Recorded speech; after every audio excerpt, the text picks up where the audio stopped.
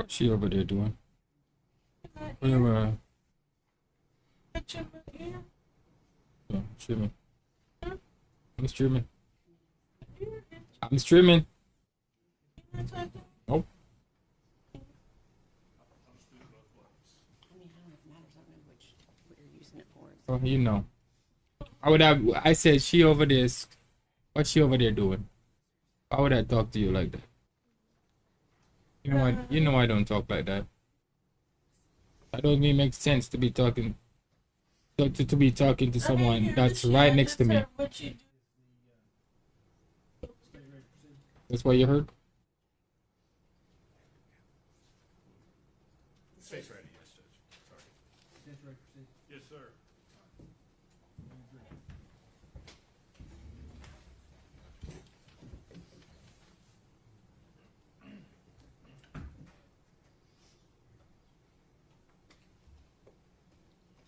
Everyone stand, please.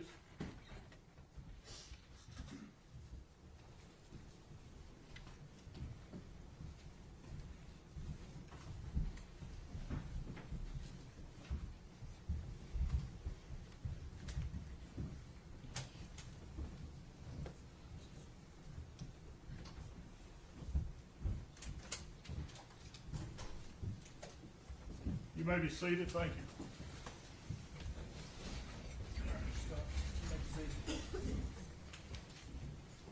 Good afternoon, Mr. Hoover. How are you? Good, how are you? Good. My name's Gene Scott. Nice to meet you. Nice to meet you. I want to talk to you about that palm print Okay. that was discussed earlier. You did not include in your report, exhibit number 253, that was a small palm print. Is that correct? That's correct. But what you're describing to me sounds as though that could have been a child's palm print, could have even been Evelyn's palm print. It's very possible. Were you able to check against her palm print or not? Against Evelyn's? Yes. No, I actually did request to see if her body was still at the medical examiner's office, and if so, if they could send me the fingerprint cards, but I never received them, so I'm assuming the child was already gone. Okay. And as it relates to, in your report, it appears to me that you also wanted to check it against Ethan Perry and Eric Smith. No, I did not. You did not. Would you like to see your, but you said it will be compared with. I said it would be compared with. Find your part. Get set. Go. Shop Grainger.com for the product you need delivered fast. Grainger. Individuals, yes. So was it compared? No, it was not. Okay. So I guess you're saying it's probably Evelyn, but you're still going to compare it against these men, If they sent it in, I would, yes. just to rule it out. Correct. Okay. And why do you say it could be Evelyn? Is it because when somebody, obviously your fingerprints are probably all over everything in your house, is that a fair statement? It can be, yes. I mean, some surfaces, again, are better than others. Sure. Bed sheets don't take fingerprints as well as something shiny generally. Not unless it's a situation in which, like, those fingerprints were in some form of material, paint, blood, something like that. Right. So it wouldn't be uncommon, in your opinion, for someone's fingerprints to be on items in their home. No, that's common. Okay. As it relates to the aluminum foil and the one fingerprint you find of Megan's, you can't say when that print was put there, can you? No, I cannot. It's possible it was on the aluminum foil before the foil was placed on the child. I have no knowledge of that one way or the other. It would be possible. That's a possibility. And again, you have no knowledge one way or the other if the print was, when the print was made there. No, that's correct. How long would the print stay there? That's something you really can't determine, depending upon the situation. If the print was protected and like in a closed off space inside of a box, like a keepsake box or something like that, it may last for quite a while. In fact, I had one that they know of. It was a ex-wife's fingerprint in a case, and it was on a box that hadn't been touched for 5 years, but it was in a closet inside a box. It was perfectly protected. Once you get into places where you have water, rain, heat, cold, different things affecting the actual piece of evidence, you're not going to have typically a longer lifespan of that fingerprint. Okay, what do you describe as a longer lifespan? If I left a fingerprint here and then immediately did that, I could wipe it away right there and it would be gone. If I had something like on a beer can on the side of the road in the summertime, it may bake it off fairly quickly. If it's not raining or anything, but it's cooler, it may last a little longer. That's what I'm saying. There's no real evidence that shows us how long one will stay on a surface of something in a specific amount of time. It sounds to me like you're saying cool and dry preserves it better than hot and wet. Yes. Typically.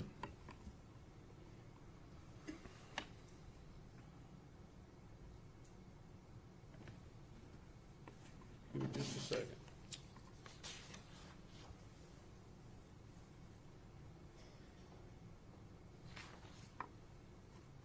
Let me ask you about latex gloves. Latex gloves, will they prevent the leaving of fingerprints? They can, yes.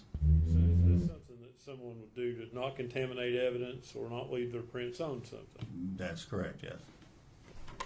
That's all the questions I have. Nothing further, Judge. Is he free to go? He is for the state. Is he free to go? Oh, yes, sir. Thank you, sir, for your testimony. Thank you. Released from your subpoena. Thank you.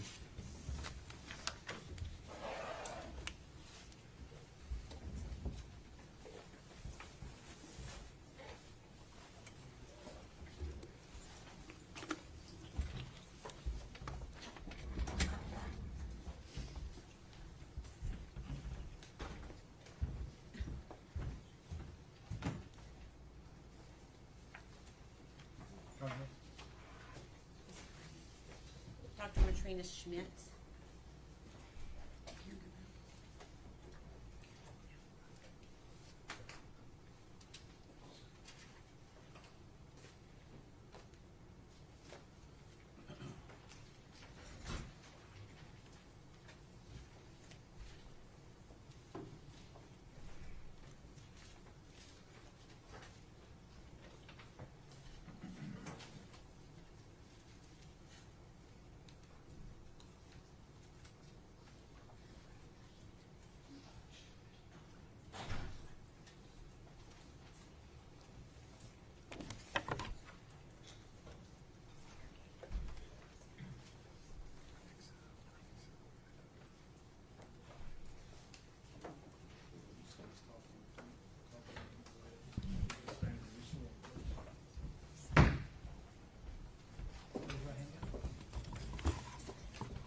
Say your name.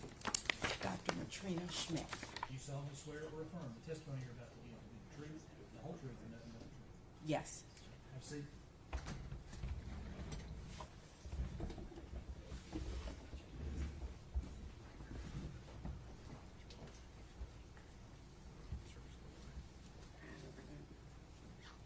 Good afternoon. Good afternoon. Are you ready for us to start, Your Honor? Okay. Can you spell your first and last name for the jury, please? My first name is Matrina, Matrina. Last name is Schmidt, Schmidt. Okay. And where are you currently employed? Brevard County in Florida. Okay. And what is your official title there? I'm an associate medical examiner. Okay. And how long have you been there? March of 2023. Okay. And until present, I'm assuming? Yes. Yes. Okay. And can you give us a background of your education, please? I have a bachelor's in biology. Got it at Aquinas College in Grand Rapids, Michigan, 4 years. Then I went to medical school at Medical College of Ohio in Toledo, Ohio for 4 years. Then I did a residency in anatomic and clinical pathology at West Virginia University Department of Pathology. I did that for 4 years. I did a 1-year fellowship in forensic pathology at Bexar County Medical Examiner's Office in San Antonio, Texas. I returned to West Virginia and did another year of residency and then I started practicing as a medical examiner. Okay. And where did you first start practicing as a medical examiner? West Virginia, Okay. And where are you licensed? Which states are you licensed to practice medicine in currently? West Virginia, California, Tennessee, Hawaii, and Florida. Okay. And so that would go to say that in 2020, were you also licensed to practice medicine in the state of Tennessee? Yes, Okay. And are you board certified in the field of forensic pathology? yes, Okay. Do you maintain memberships in any medically related societies? yes, Okay. Can you, or I'm sorry, have you published any scholarly materials in the field of forensic pathology? no, Okay. And you stated that you're currently employed as a forensic pathologist, correct? yes. Okay. Can you tell the jury what you do as a forensic pathologist? I perform medical legal autopsies to determine the cause and the manner of death. Okay. Have you previously been qualified as an expert in the field of pathology and in your role as a forensic pathologist? Yes, Have you been so qualified here in the state of Tennessee? yes, Okay. Your Honor, at this time, we would ask to qualify Dr. Schmidt as an expert in the field of forensic pathology. No objection. Should be declared to be an expert in the field of forensic pathology. Dr. Schmidt, where were you employed in March of 2020? at the William L. Jenkins Forensic Center in Johnson City, Tennessee. Okay. And is that at East Tennessee State University? Yes, Okay. And what was your title there in March of 2020? I was an assistant professor in pathology / forensic pathologist. Okay. And during that time, were you called to assist with the processing and removal of the remains of Evelyn Boswell in March of 2020? Yes, Okay. Do you recall who notified you that Evelyn Boswell's body had been discovered? no, it was a law enforcement official called me. Okay. And did you go to the scene there, Muddy Creek Road, that night? Yes, Okay. Did you bring anyone with you to help assist you? no, I arrived on my own, but 2 of our medical death investigators arrived on the scene. Okay. And who were those 2 people? Laura Parsons, Kristen Osgood. Okay. And what was their role to be that evening? They're the medical death investigators. They investigate the scene, the death. Okay.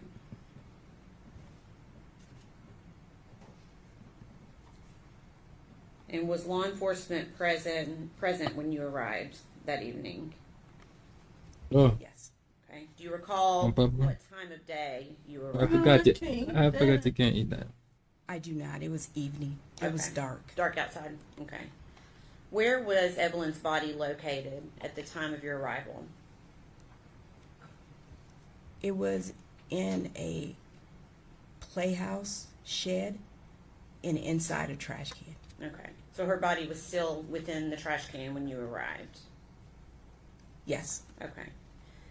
And did you observe or assist in the removal of Evelyn's body from the trash can? Yes. Okay. Can you please describe to the jury what that process looked like? We removed the trash can from the shed. Photographs were taken, and then we did a step-by-step process of removing the decedent from the trash can and the contents of the trash can. Okay. And did you observe law enforcement with each of these steps of removal? Yes, and our medical death investigators were also a part of the process. Okay. And was this at your direction or at someone else's, the process that they used? We had discussed the direction we were going to take prior to removing the trash can from the shed. So I was directing it, but I think we had all had a discussion on the best way to handle the process. Give me just a second.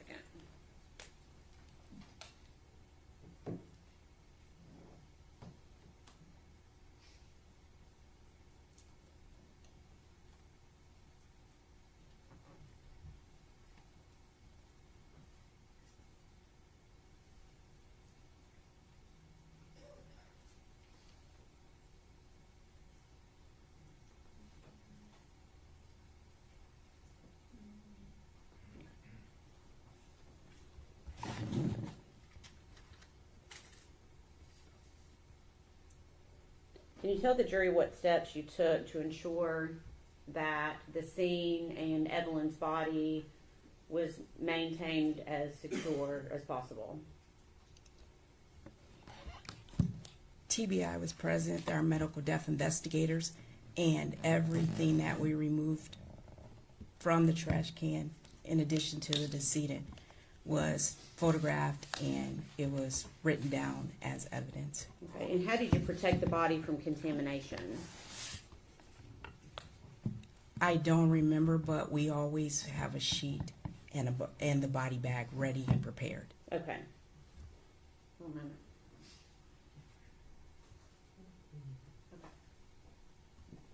Can I please see?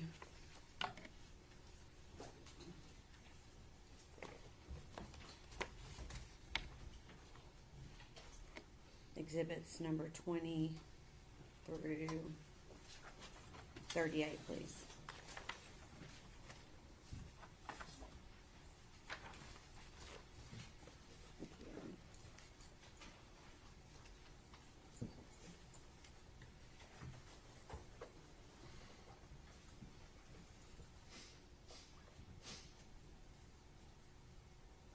In the past, what's been previously marked as exhibit number 21.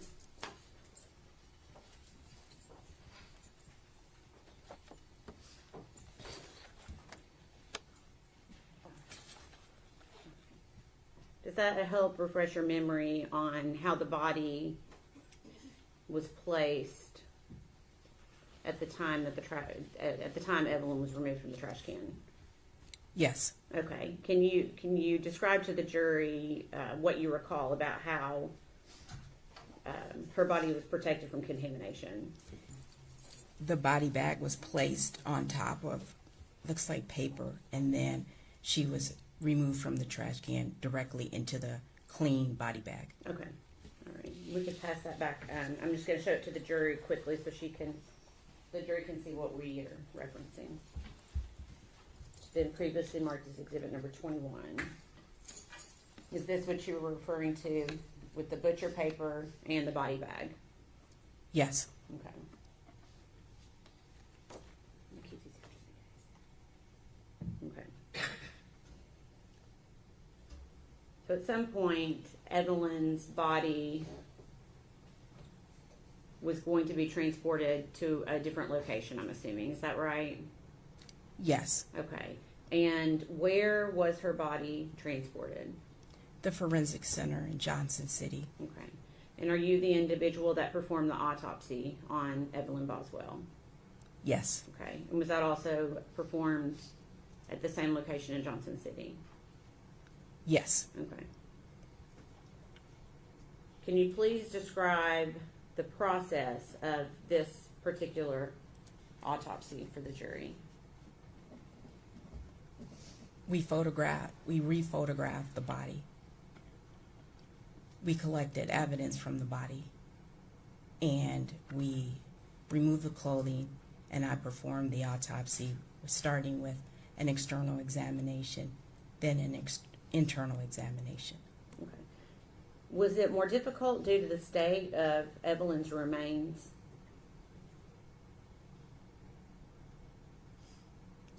I don't understand Okay, the let me question. ask it in a different way. Does decomposition of a body impact your ability to perform certain things during an autopsy? It can, Okay. yes. Can you, for example, does the level of decomposition keep you from being able to identify mechanisms of death? or possible mechanisms of death? It can, yes. Can you describe how? Sometimes with decomposition, the skin will change colors. This lady is smart. She is not getting anything out of this lady. Sometimes we might not be able to draw the sufficient toxicology specimens that we want to. Okay. And did any of that happen in this case? Were you able to see any soft tissue, potential soft tissue injuries to Evelyn's body? I did not identify any soft tissue injuries. Okay. Did decomposition play a role in that at all? It's probable, yes. Okay.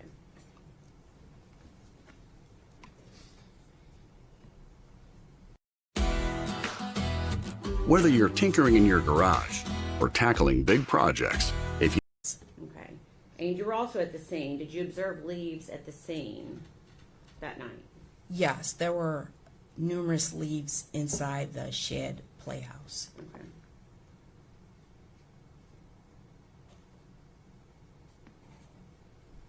Okay. So I'm assuming when you conduct an autopsy, it's not just the body itself that's helping you make your determination. Is that a fair statement? That's correct.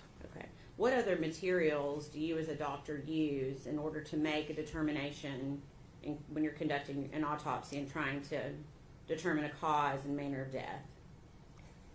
Our investigators' investigation or summary, law enforcement's investigation. I can use medical records, sometimes histology. That's where I take the tissue and I look at it under a microscope. Okay. Okay. And after you conducted the autopsy of Evelyn, are those results essentially generated into a report? Yes, Okay. Is that report kept in the normal course of business? yes, And have you reviewed your autopsy report for accuracy and completeness? yes. I'm going to pass you a document.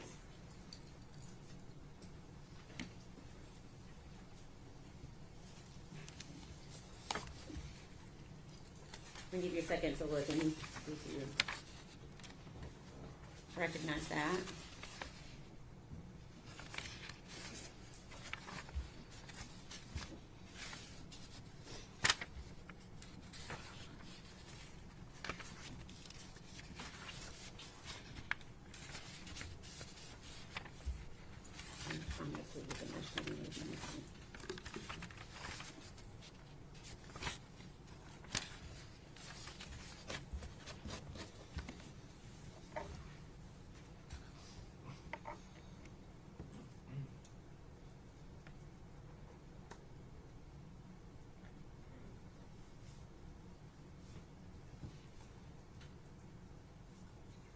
Oh, okay. Thank you. Are you able to identify that document? Yes. Okay. Can you tell us what it is? It's the autopsy report I prepared on Evelyn. Okay. And is that a complete and accurate copy? Yes. Okay. Your Honor, this time we would ask that be made exhibit number 260. No objection. Full exhibit 260.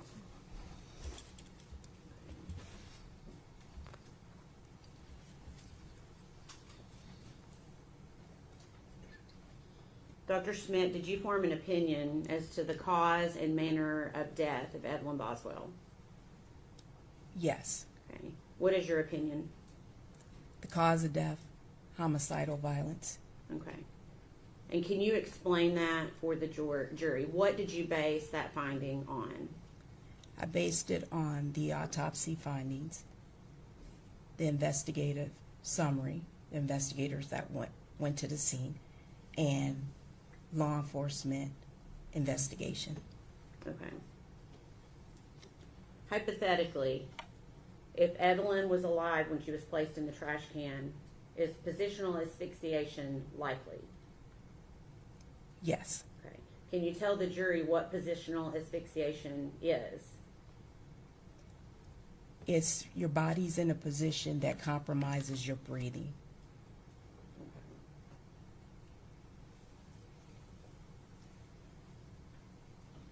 And were you aware how Evelyn's body was placed into the trash can? Do you recall? Yes. Okay. And when you say positional, are you referencing the fact that she was upside down? Yes, the body was in the trash can, upside down. Okay. I'm going to show you what's been pre-marked as exhibit number 34. Pre-admitted as exhibit number 34. It's like, what?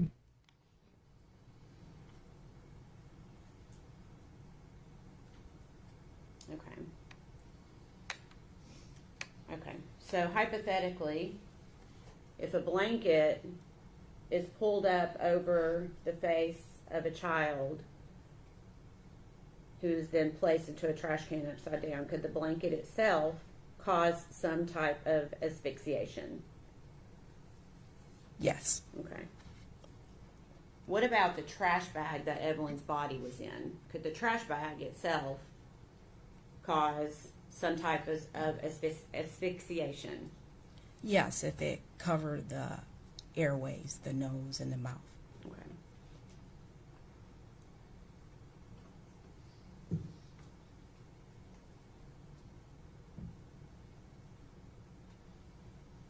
How many autopsies have you conducted over the course of your career, just approximately? 3,600 approximately. Approximately how many of those were on children? Close to 100, between 80 and 100. Great ideas can come from anywhere. With Wix, you decide where they go. On children that have resulted from, that you determined to result from natural causes? Yes. Okay. Have you conducted autopsies on children that have resulted in or been caused by something accidental? Yes. Okay. So if I gave you a hypothetical that Evelyn Boswell was sleeping in a bed with an adult or two adults and a rollover sleeping episode occurred, is that something that you would consider as being ability for her death in this case?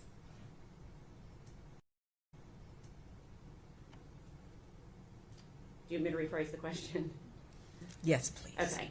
Is a rollover incident possible, a co-sleeping rollover incident possible, explanation for Evelyn Boswell's death?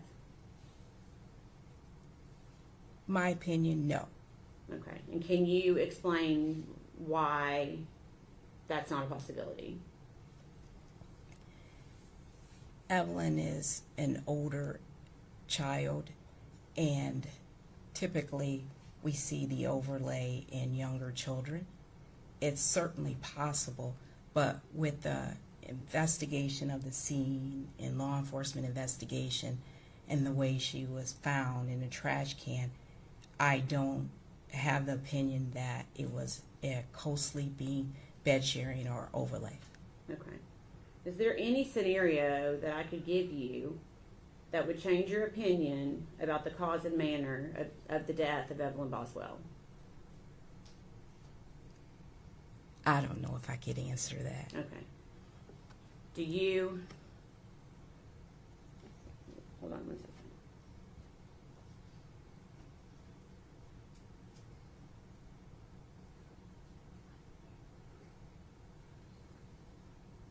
Let me ask it a different way. Anything about the autopsy as well as the other things that you had said that you used to come to your conclusion that led you to believe that Evelyn Boswell died from natural causes? No. Okay. Same question. Anything based upon the history that you were given from law enforcement, the scene itself, plus your autopsy of Evelyn's body that led you to believe that Evelyn died from something accidental? No. Okay. Please answer any questions that the defense has for you.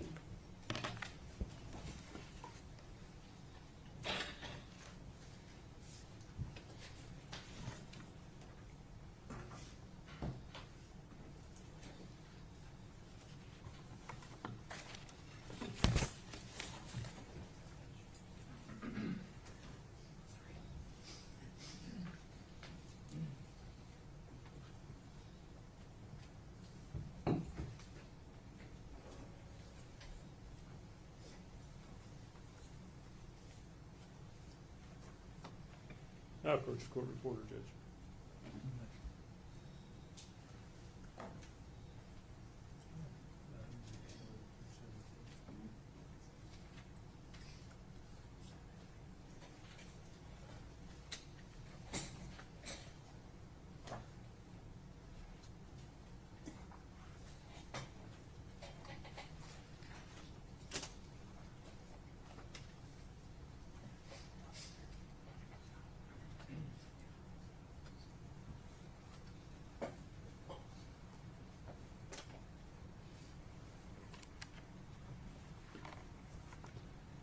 Good afternoon, Dr. Smith. I'm Gene Scott. How are you? Good afternoon. I'm good. Thank you. I think we've met once before. It's good to see you again. I do have some questions about your report and your conclusions. And I guess I'd like to know what you relied on in forming your report. You talked about the investigations of law enforcement. Obviously, you did an autopsy on the body. Did you go through Evelyn's medical records, the OB records from when her mom was pregnant with her, and her pediatrician records? I routinely go through the medical records. I remember going through the pediatric records, but I don't remember the OB/GYN, but I might have went through them. Do you think it would have been helpful to have done that? Yes, I always review the medical records on Okay. children.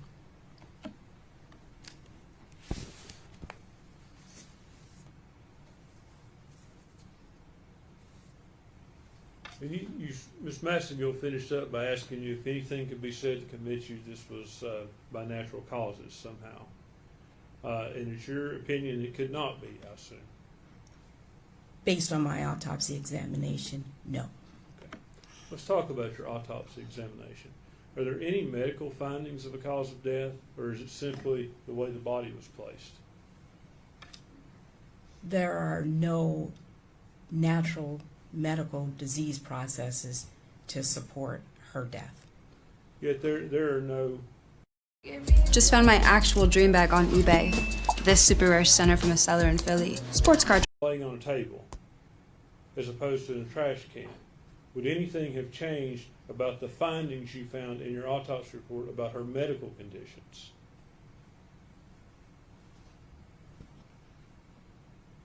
No.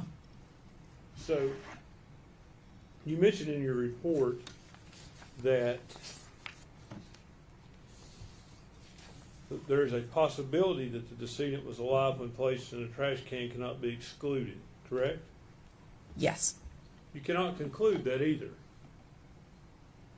that's correct. You don't know one way or the other. That's correct. Okay. So, you talked about natural causes, and there's no sign of disease or anything of natural causes, correct? There is signs of disease processes. Yes. In this autopsy? Yes. Okay, what are they? There is a patent foraminal valve, which is just the septum between the atria and the heart, did not close properly. So, there was an issue with the child's heart valve? I wouldn't call it an issue, but yes, there was a defect in her heart valve.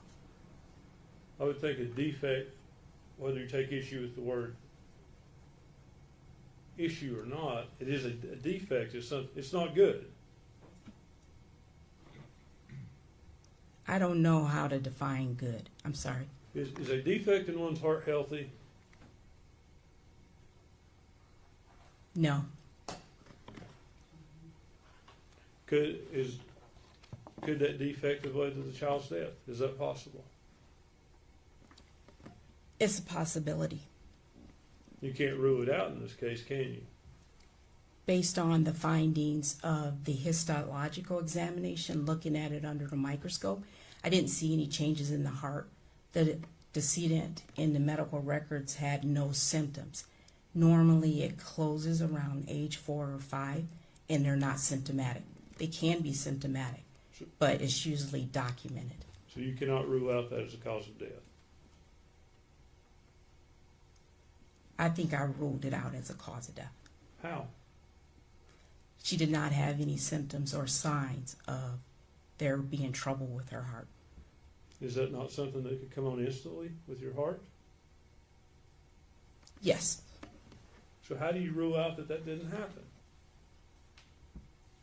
There were no changes to that show the effect of that. It's common to see it. How did you rule out sudden infant death syndrome? Sudden infant death syndrome is a diagnosis of exclusion. If you're found in the manner that the decedent was, upside down in the trash can, it's not sudden infant death syndrome. You can't say that, doctor. If the child died of sudden infant death syndrome and then was placed in the trash can, that is possible, isn't it?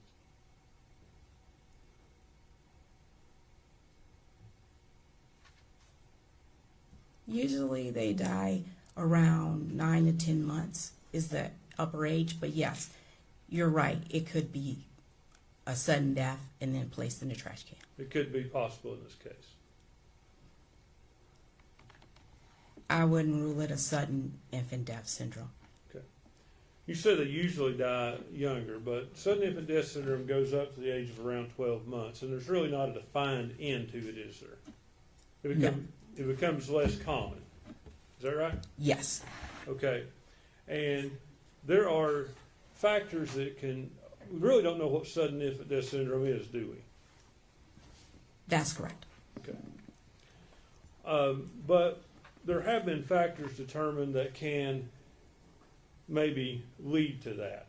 That say there's higher incidence of SIDS with kids who have these conditions, certain conditions. Would you agree with that?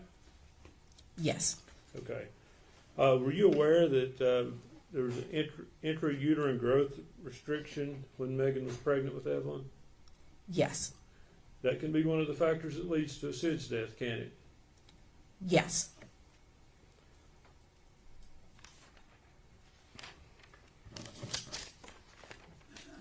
Were you also aware that as of her 10-4 visit, Evelyn suffered from acute pharyngitis? I reviewed the records, but I can't remember everything that was in the records. I reviewed the records. Would it help you to see the records? Sure.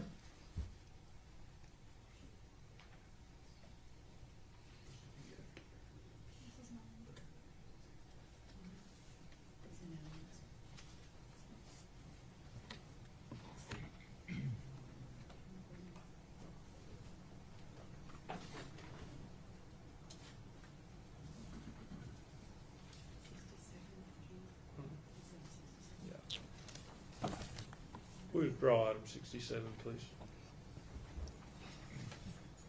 Okay, may I show this to the witness?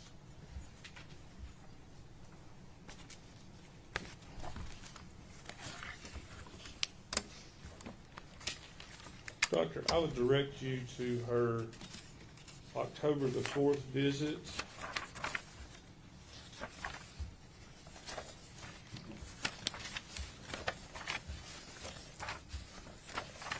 Page 37 and 38.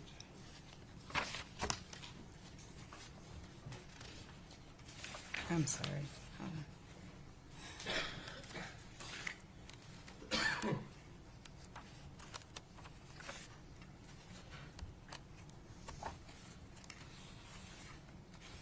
Is it towards the back? I'm sorry. It's 37 of 38, if you look at the page numbers on top of Oh, it. I see. I'm sorry. Hold on. Click. Okay. Child suffered from acute pharyngitis, is that correct? Yes. Okay. Toughen up, tough. Gotta keep a piece on me, cause niggas out here wild.